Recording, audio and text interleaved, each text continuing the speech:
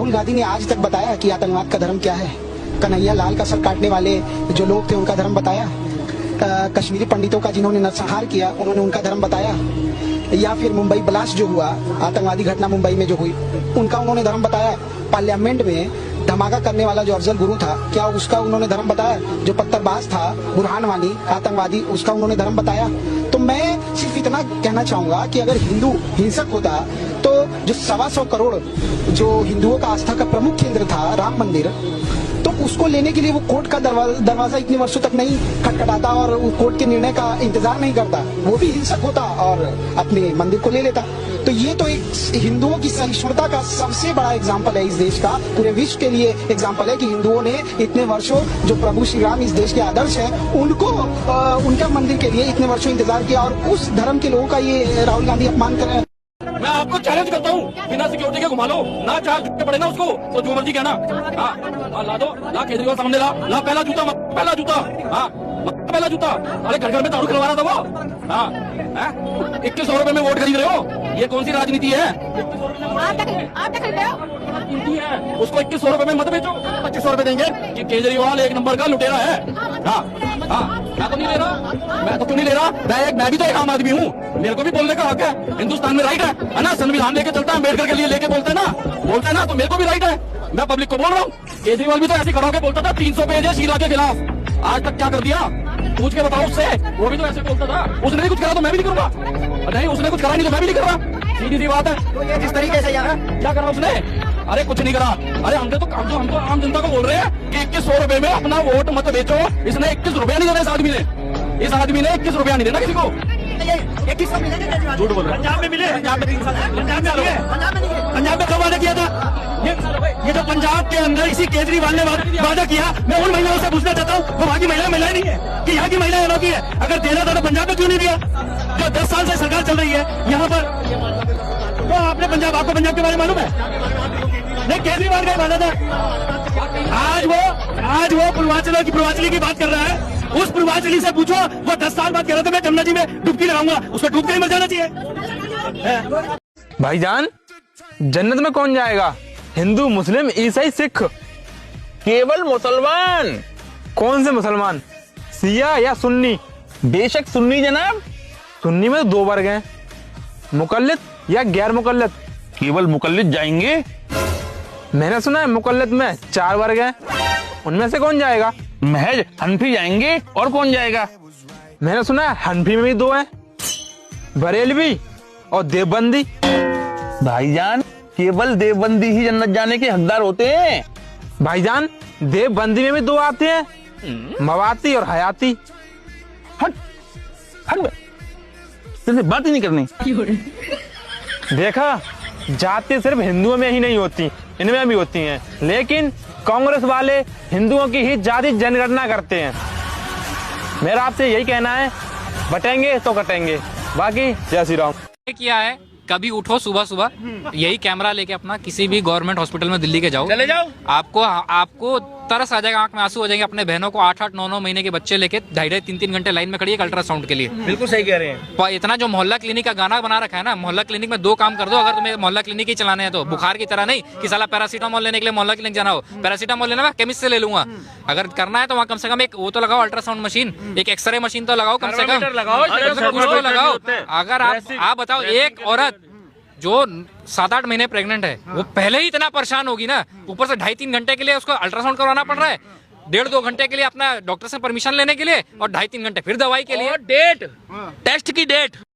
दरअसल इस देश में आजकल राजनीति जितना हंसा रही उतना तो कोई हंसा ही नहीं रहा।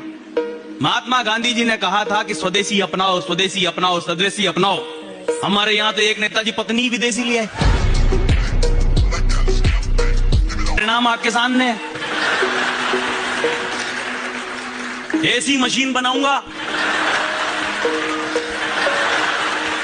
इधर से बेरोजगार घुसेगा, उधर से रिटायरमेंट होके निकलेगा। पर जिस तरह का परिवर्तन अभी हम देख रहे हैं राहुल बाबा में, कि तेजी से हिंदू होते जा रहे हैं, ऐसा लगता है अगले कुंभ के मेले तक तो नागा साधु हो ही जाएंगे। ऐसी स्थितियों में लोगों को जो गलत मैसेज जा रहे हैं, तो माता सरस्वती के मंच से कुछ ऐसी बातें भी जानी चाहिए कि पत्थरबाजी के बाद जब गिरफ्तार हुए, अब जमानत के लिए वही तो कागज दिखा रहे हैं जो एनआरसी में दिखाने थे। हजारों साल पहले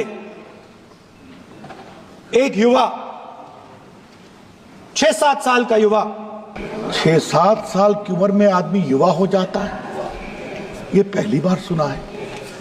अब जाके ढूंढूंगा कि ये ज्ञान कहां से आता है। तपस्या का मतलब शरीर में गर्मी पैदा करना, समझिए। हाँ, तप का ये मतलब है, तपस्या का ये मतलब है। तपस्या से गर्मी आती है, ये दूसरा ज्ञान प्राप्त किया। नो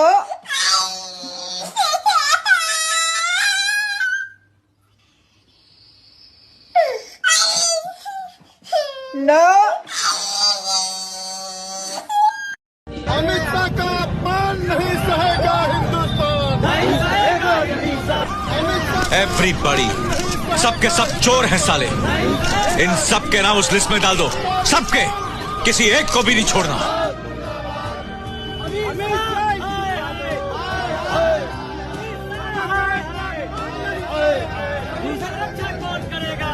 अमित शाह का अपमान नहीं सहेगा हिंदुस्तान। मुस्लिम भाइयों ने सबने कहा हमें पाकिस्तान चाहिए, वोटिंग हुई, उन्होंने कहा हाँ चाहिए, बंटवारा हुआ, दिया, पैसा भी दिया। उसके बाद भी कुछ मुस्लिम भाइयों ने कहा हम भारत में रहेंगे, रहे, स्वागत है उनका, किसी हिंदुओं ने उसका विरोध नहीं किया हुआ, किसी सिख, किसी जैन, किसी ने विरोध नहीं किया, रहो। लेकिन उस समय किसी ने नहीं कहा था हमें स्पेशल स्टेटस चाहिए। आपने क्यों गुरुकुल खत्म करके मदरसे चलाए? आपने क्यों वक्फ बोर्ड दिया? आपने क्यों शरिया दिया? आपने क्यों मुस्लिम पर्सनल लॉ दिया? आपने क्यों संविधान की धज्जियां उठा करके पहले संसाधनों पे 5 लाख मुसलमानों का होगा ऐसा कहने वाले आदरणीय मनमोहन सिंह जी बने? आप बताइए। और हिंदुओं को आपने दिया आरक्षण, कि आरक्षण में ही बटे रहो, जातिवादी में बटे रहो।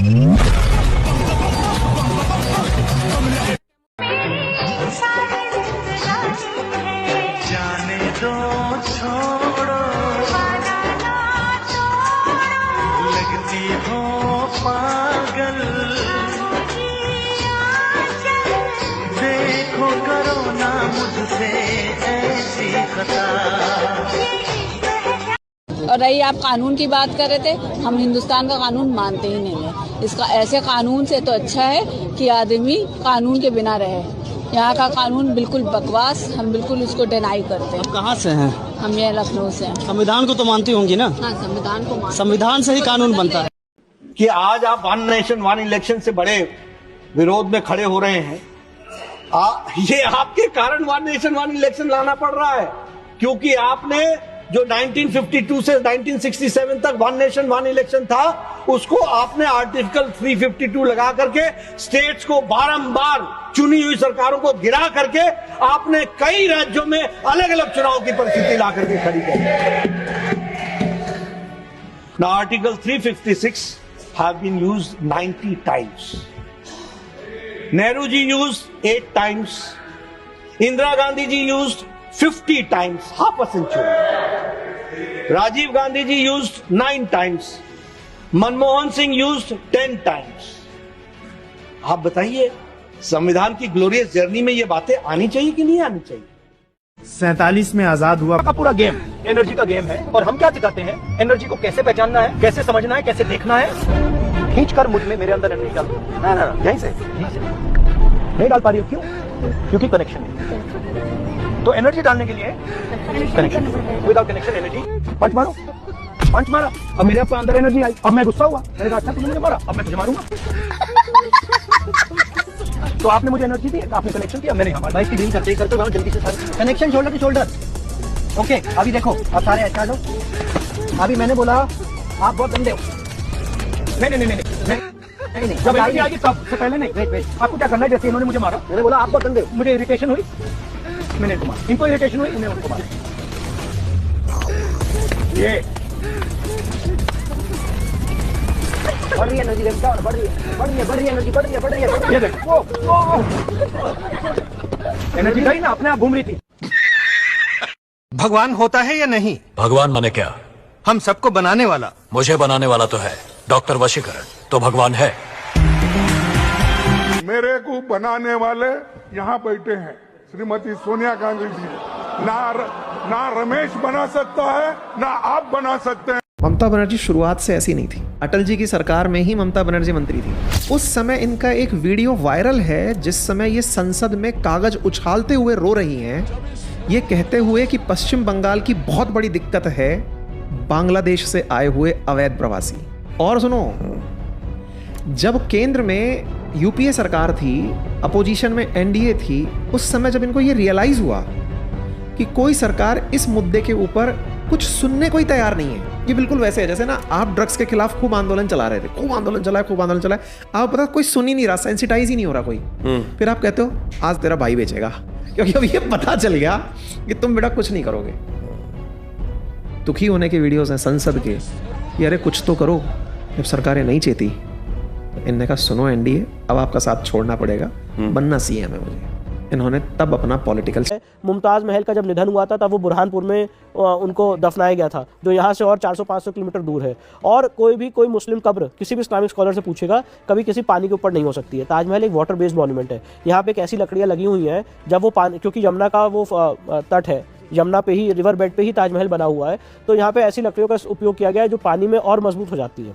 तो और मुस्लिम लॉ में यह है कि सुपुर्दे खाक होना, अगर आपको एक प्रॉपर ग्रेव होना है तो आपको सुपुर्दे खाक होना है। तो 7th 8th फ्लोर पे तो सुपुर्दे खाक होता नहीं है, आपको उसके लिए ज़मीन से मिलना पड़ेगा। तो ये जो आपने एक हिंदू स्ट्रक्चर को मुस्लिम स्ट्रक्चर कन्वर्ट करने की कोशिश की है, ये एक इम्पॉर्टेंट फैक्ट है। इस पर कार्बन डेटिंग हुई थी ताजमहल की, और ताजमहल की जब डेटिंग की गई थी तो पाया गया था कि शाहजहाँ से भी 300 साल पहले का स्ट्रक्चर है।